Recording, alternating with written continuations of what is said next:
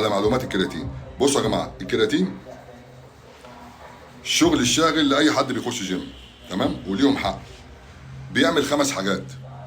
عد معايا بقى، 5 حاجات. هات ورقه وقلم واكتب الكرياتين 5 حاجات، وما اعتقدش ان انت تبقى مش محتاجهم.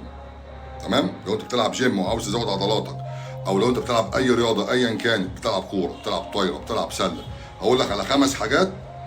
اعتقد ان ال5 حاجات دول موضوع كده تمام. انت كده يعني لما يقول لك سبلمنت او مكمل غذائي، تحط ايه؟ حط رقم 1 الكرياتين.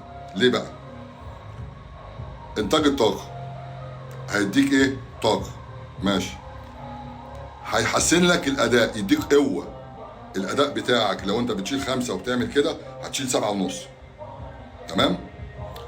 بيساعد على الحجم العضلي، بيحط في العضلات ميه وبيساعد على الحجم العضلي، الليفه العضليه، مش بره، جوه، مش تحت الجلد، في الليفه العضليه.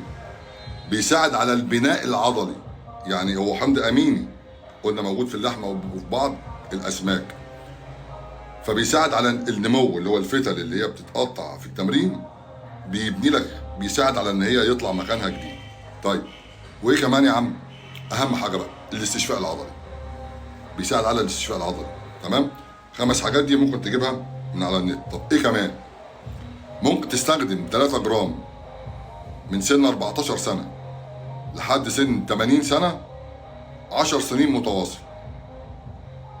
انا المسؤول، الكلام ده على مسؤوليتي انا بقول لك اخر بحث شغالين فيه من المانيا، اكتشفوا حاجات دردشنا فيه. تمام؟ طب ايه تاني؟ بيساعد على امتصاص الكالسيوم. طب ايه تاني؟ بيحسن المناعه. طب ايه تاني؟